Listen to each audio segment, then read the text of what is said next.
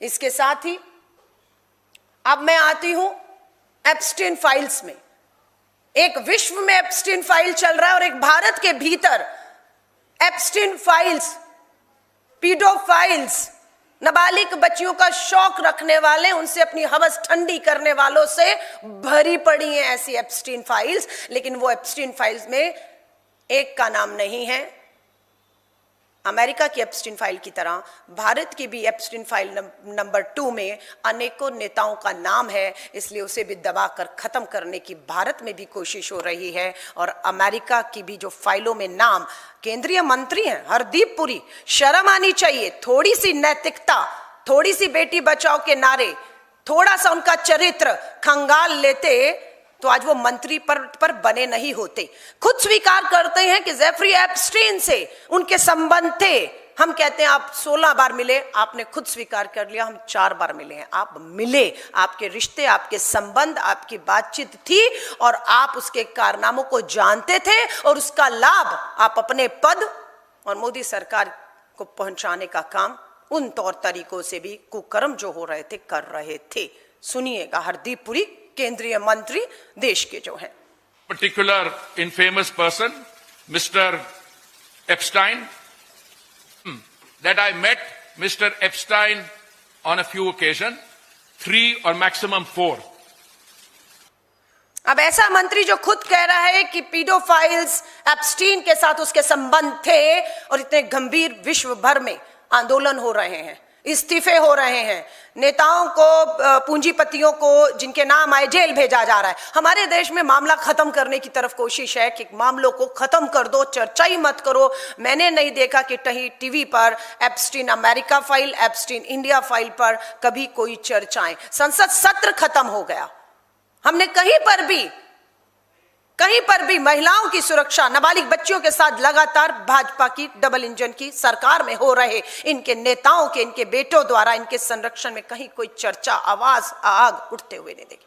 भाजपा की महिला सांसद राहुल गांधी जी से असहज महसूस करती है, लेकिन भाजपा की उस मंडी की सांसद से पूछना चाहूंगी, हंसराज भाजपा के विधायक, नाबालिग बेटी के जो आरोप में चार्जशीट हुए हैं, चंबा कोर्ट जाएंगे, आप उनके साथ सम्मान से जाएंगी, असहज होती हुई जाएंगी या चुप्पी साधी रखेंगी? आज पूछना चाहते हैं इन सब से हम लोग। तो एप्स्टीन फाइल्स में हरदीप पुरी जी का नाम आना, प्रधानमंत्री जी का नाम आना, यही एक कारण है कि देश में आज जो हालात बने हैं वो एक एप्स्टीन फाइल की ब्लैकमेलिंग के चलते आज ये जो भी संकट आया है उसके पीछे मैं इसी को मानती हूं कि ये एक सबसे बड़ा कारण है। आज भी कहते हैं अगर हरदीप पुरी जी को तेल और पेट्रोलियम मंत्री पद से हटा दिया जाएगा तो स्वाभाविक तौर से कम प्रधानमंत्री नहीं तो एक मंत्री तो कहेंगे कि अमेरिका के दबाव से निकलकर बाहर आकर फैसले वो कर रहा है इस संकट में जो देश के हित में है, कि रूस से तेल लेना है या नहीं लेना है, वेनेजुएला से लेना है, अमेरिका से लेना है, ईरान से लेना है, कब लेना है, कितने में लेना है। अगर ये सब चीजें गुलामी की प्रवृत्ति, the surrender, the prime minister is compromised, surrender Modi अगर नहीं होता तो आज हालात ये नहीं होते। ये हमें मालूम है। ये सबके पीछे एक ही चीज चल रही है, इन सब की हवस देश हित के ऊपर हावी हो चुकी है और उस हवस के लिए नाबालिग बच्चियों को चुना गया है। एप्स्टीन फाइल्स के बाद आ गए हम लोग, ये कपिल मिश्रा हैं, आम आदमी पार्टी के विधायक और मंत्री थे। तब मैं उनके साथ इसी विधानसभा में, जब वो ये वीडियो रख रहे थे, मैं भी सामने बैठी थी आम आदमी पार्टी की विधायक के तौर पर।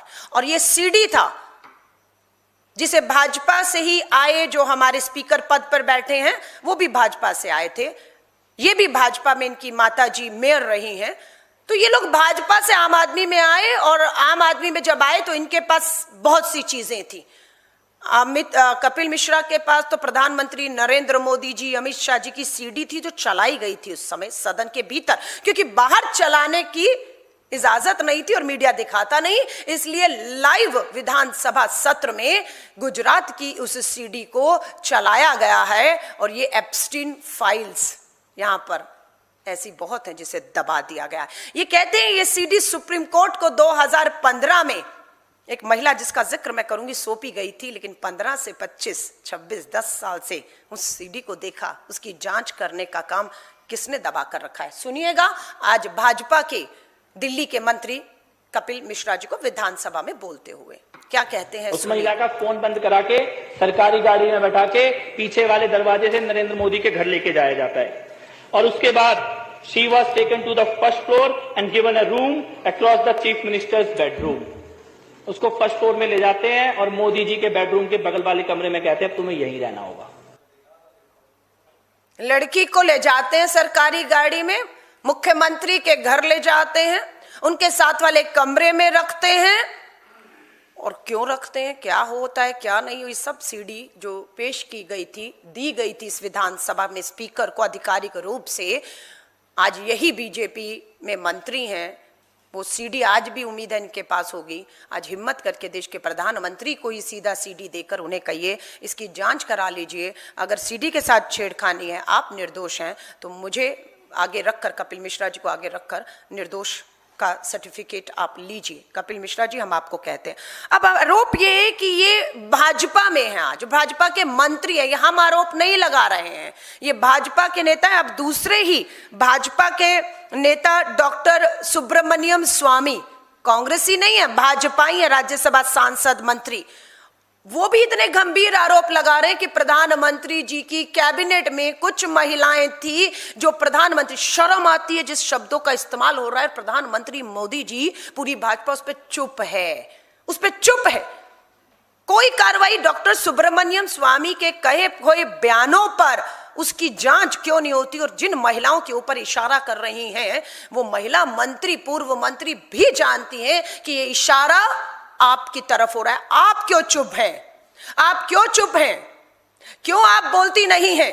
क्यों सरेआम डॉक्टर सुब्रमण्यम स्वामी, भाजपा के नेता, लगातार आकर इस तरह से, इस तरीके के शब्द की सोती थी, इसलिए उनको सांसद का टिकट मिलता था और इसलिए वो मंत्री बनी है। आज इस पे ये भाजपा के नेता हैं, कांग्रेस के नहीं है। कपिल मिश्रा हो, डॉक्टर सुब्रमण्यम स्वामी, और अभी मैं जो आपको ट्वीट का लिंक दिखा रही हूं, आज ये भयानक 12-13 घंटे पहले प्रोफेसर मधु पूर्णिमा किश्वर, इनके फॉलोवर मैं देख रही हूं 1.8 मिलियन फॉलोवर है इनके।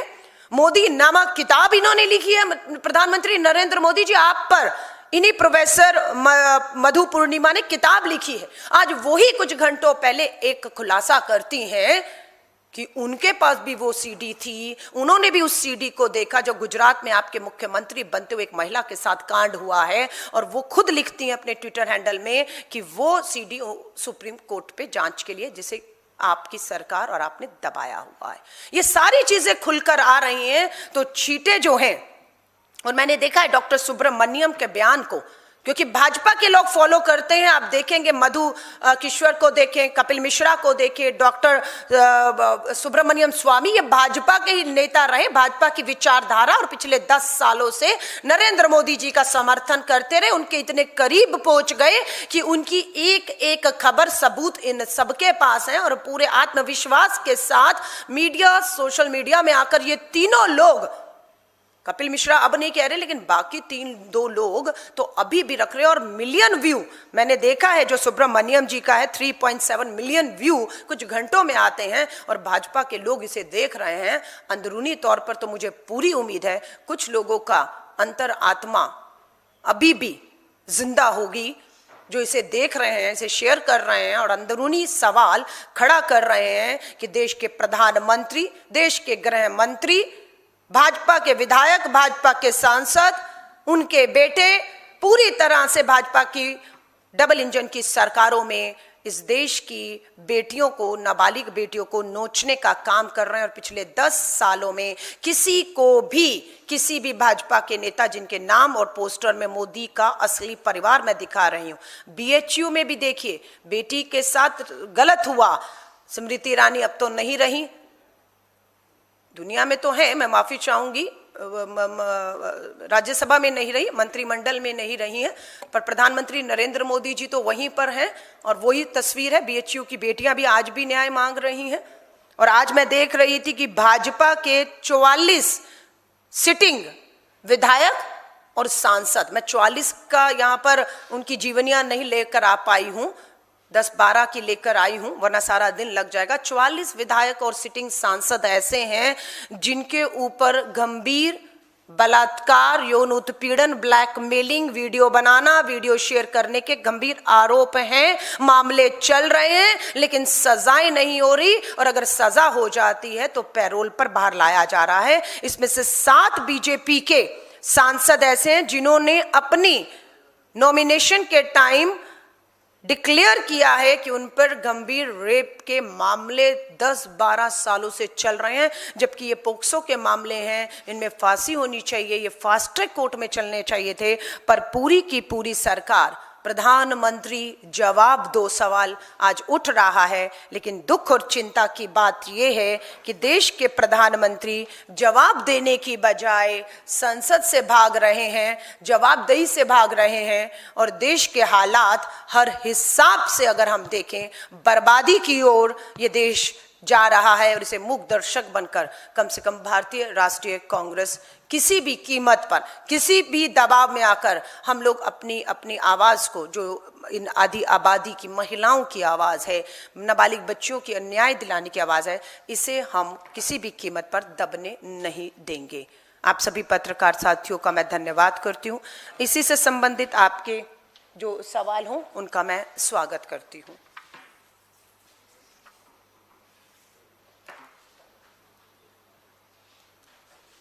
हाँ, पूछ लीजिएगा जिनको भी सवाल है।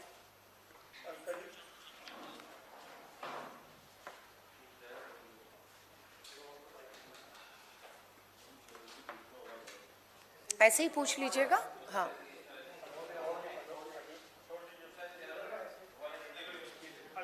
जिस तरह से आपने तमाम भाजपा नेताओं का जिक्र किया, आपने कहा कि पूरे देश में जिस तरह से महिलाओं पर अपराध हो रहे हैं, अगर खासकर प्रधानमंत्री के स्वयं उनके संसदीय क्षेत्र की अगर बात करें तो वहां पर पिछले 1 साल में 1686 जो है केस महिलाओं पर रजिस्टर्ड हैं।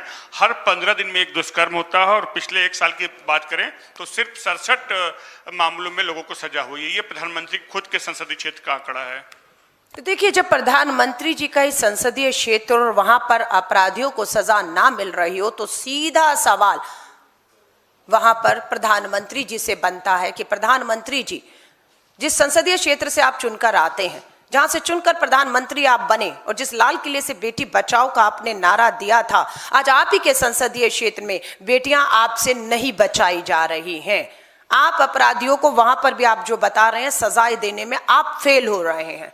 तो आप ये कहना चाहते हैं कि आपके भाजपा के नीचे, आपसे नीचे जितने भी वहां पर सांसद तो आप ही हैं, प्रधानमंत्री भी है, यहाँ के विधायक, पार्षद, मुख्यमंत्री योगी आदित्यनाथ, ये सब रोड़ा अटका रहे हैं प्रधानमंत्री जी। किन बेटियों को न्याय आप देना चाहते होंगे और देने नहीं दे रहे, तो साफ करिए कि क्या है कि आपकी अपनी संसदीय क्षेत्र पूरे देश की, दूसरी आपकी ही अपनी खुद की राज्य डबल इंजन की सरकारों में मुख्यमंत्रियों के सामने, नेताओं के सामने उदाहरण नहीं बन पा रही। उल्टा आपकी भी विधानसभा पर एक बड़ा धब्बा, कलंक लगता हुआ दिख रहा है। यही चिंता की बात है कि गोवा के, छोटे से राज्य गोवा के एक भाजपा के पार्षद के बेटे के दामन पे दाग से लेकर एप्स्टीन फाइल्स तक में अगर हम आते हैं तो आपके केंद्रीय मंत्री हरदीप पुरी और आप तक वो काला धब्बा, वो दाग पहुंच चुके हैं। तो मुझे लगता है नैतिकता तो ये कहती है कि ये देश में ये सरकार बेटियों की, महिलाओं की सुरक्षा में पूरी तरह फेल हो गई है, और ये आधी आबादी इस सरकार को पूरी तरह से नकारती है। और नैतिकता के आधार पर इन सबको अपना इस्तीफा इस देश की आधी आबादी से मांगते हुए देकर हट जाना चाहिए, स्वीकार कर लेना चाहिए कि देश के प्रधानमंत्री, भाजपा की डबल इंजन की सरकारों में मुख्यमंत्री, इनके मंत्री बेटियों को सुरक्षा, संरक्षण, न्याय देने में फेल हो गए, और आप इस्तीफा दें, हम देखना चाहते हैं। इसी से संबंधित किसी का कोई सवाल? आप सभी पत्रकार साथियों का एक बार फिर से मैं धन्यवाद करती हूं।